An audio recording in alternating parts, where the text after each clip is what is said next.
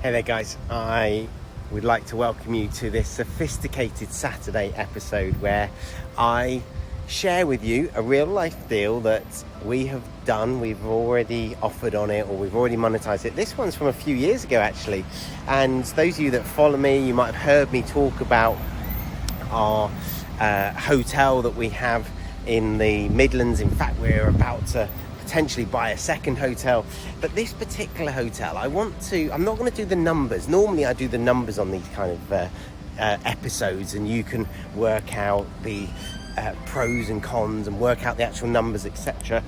Those of you that are interested, in the background there, let me just show you, those are Mayan ruins. This neighborhood's amazing. You can just walk around, and the Mayan cultures from 5,000 years ago, these guys built these stone buildings. It's incredible. You can just walk along the beach and see these like monuments that are 5,000 years old. But let's move on to the hotel that I was telling you about. Vendor of this hotel was in his late 70s. He sadly passed away now. He lived 4+ hours away from the hotel and wanted to be done with having to visit it once a month. He and his wife used to drive there, walk around it. It was very run down. It wasn't operating as a hotel. In fact, he'd been operating it as a HMO. One of his guests / tenants had been applying for housing benefit.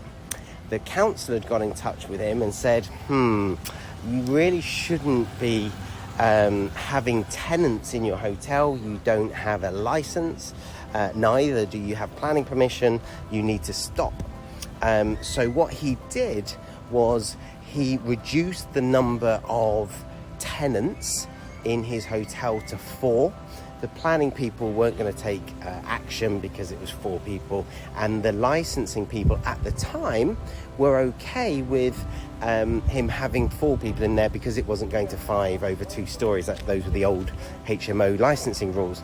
So everyone was happy apart from the landlord, the owner, because landlord now only had income from 4 tenants. So it was like £1,000 a month or something.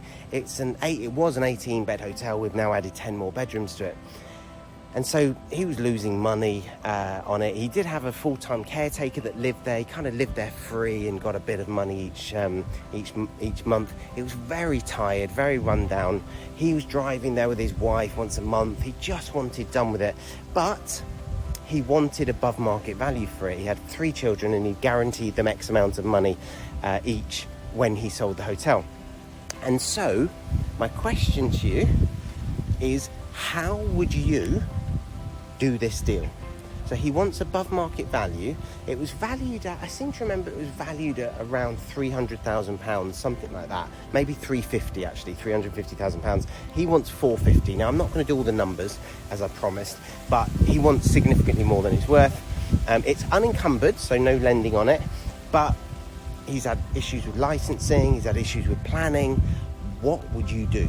What would you do in that instance? How could you do that deal? Now, that hotel had been on the market for 2 years and had failed at auction twice. So what would you do in that situation? What questions would you ask the vendor? Remember, we're always coming from what questions would you ask? And secondly, how would you structure it? Now, that deal's been going for about 5 years. So it's been making us money for that period of time. It's working well. So how would you structure it? I'll come back to you after the break.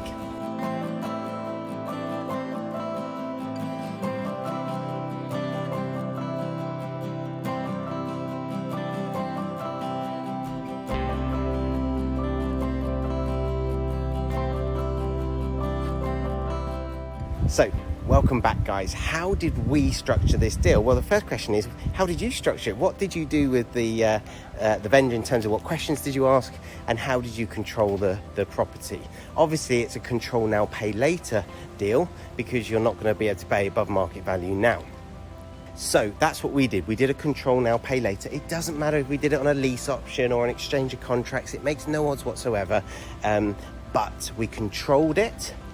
We had a definite purchase, a legally binding purchase in the future, legally binding on us, legally binding on the vendor. Willable, very important, because obviously he has now passed away, so very important that his heirs are still tied into the agreement. We've added 10 bedrooms, remember, so it's cost us quite a lot of money. But how did you monetize it? So we guaranteed him far more than he was receiving a month. We actually guaranteed him £2,500 a month. And so how did we do that if the property could only have 4 tenants in it? I'm not in the business of running hotels with receptionists and all of that. We didn't want to have a swimming pool in the property. We didn't want to run the bar. We didn't want to do all of the normal stuff that a hotel has. That's not really my business. My business is property. And so what we did is we turned it into a boutique budget hotel. Now, what that means is people can come and stay. We took legal advice on this. We guaranteed him his £2,500 a month. He was over the moon because he doesn't have to go and stay at the property, doesn't have to go and visit the property every month, and he's earning 2.5 times what he was before. Plus, he's not got any of the expenses. He was actually losing money on it, so now he's making a profit on it. Family that have now inherited the property are obviously really pleased because we're looking after it for them. They're not having to worry about compliance, tenants, etc. So what we've done with it as a boutique budget hotel is people can come and stay in it for the same price as it would cost them in a HMO. They can stay for up to a month. That was the legal advice we received, that so long as it isn't someone's principal primary residence, so long as they're not using it as their main address, they don't receive post there, they don't actually register with a doctor while they're there, they don't apply for housing benefit while they're there, etc., then it's not a residence, it's not residential. So it's not C4 planning, which is HMO planning, nor sui generis HMO planning, and it's a hotel. Now, there's no actual definition, no legal definition of a hotel, and we've been to planning committees, and one of the planners actually said it's just the same as the Colonel in 40 Towers. That was the actual example they used in the planning committee, because we've now applied for planning permission for a HMO and been granted it. But for the last few years, we've had a bit of a ding-dong with the council. We knew we were going to have this because they had a go at the landlord previously, and the landlord backed down, so that made them feel all brazen about it. And of course, once we filled the hotel very quickly with guests. Remember, they're guests, not tenants. None of them stayed for more than 28 days because we didn't want it to have the appearance that they were living there. But there was such a ready stream of people willing to pay such a low amount. And of course, some people came for a weekend, some people, the irony was, at the same time that the council were having a go at us for it being a HMO, we found out that one of the council workers was staying as a guest in the hotel, which made us laugh. But basically, we have filled the hotel. We've had to spend a bit of money on legals. We went and got what's called council's opinion from one of the top HMO barristers in the country, so that we could quote from that when sitting down with this local council. And of course, you might say, oh, is it worth the hassle? Well, for me, yes. We've made several £1,000s every single month for best part of 5 years. It's a 15-year agreement, so we've got another 10 years, and we've now added 10 more bedrooms. We've now got planning permission for converting it from a hotel into a HMO. We don't have to do that, but we now have planning permission, and we're now going through license application for licensing it as a HMO for the whole 28 bedrooms, the original 18 plus the 10 that we've added.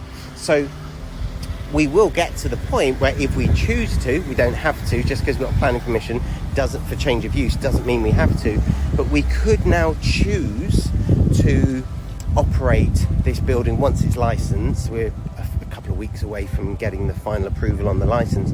We could operate it as a HMO, which would mean that instead of having guests that leave every week or every 28 days, they could actually stay there permanently. They could apply for housing benefit, they could register for doctors, etc., all the things you do when you live somewhere.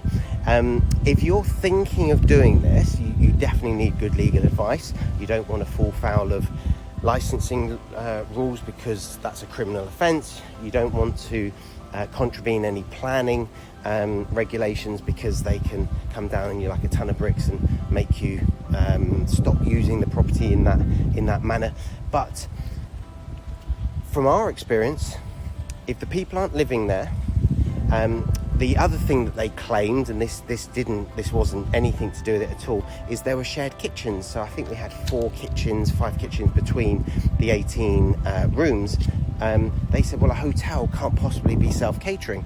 And so we changed the description of it. We changed the description from a boutique budget hotel to a boutique self-catering budget hotel. And of course, it's cheaper for people if they don't have to sit in a restaurant and buy food from your restaurant. If they can go into these little kitchens, so it's like 1 kitchen between 4 or 5 rooms, and make themselves a meal, it obviously saved them money, and they were pleased about that. So I guess my message on this, guys, and I didn't really expect you to solve it in this way. Maybe you came up with this solution, in which case congratulations. Maybe you came up with another solution, let us know in the comments. But I think the message, the principle behind this is, just because someone hasn't been able to do something in the past, just because the powers that be have bullied them into a less profitable business model, doesn't mean that you can't solve it. Doesn't mean that you can't go do it in a better way, with better legal advice, with better power team members on board. You can't have a fantastic business, a really profitable investment where others have failed. Until next time, guys, happy investing.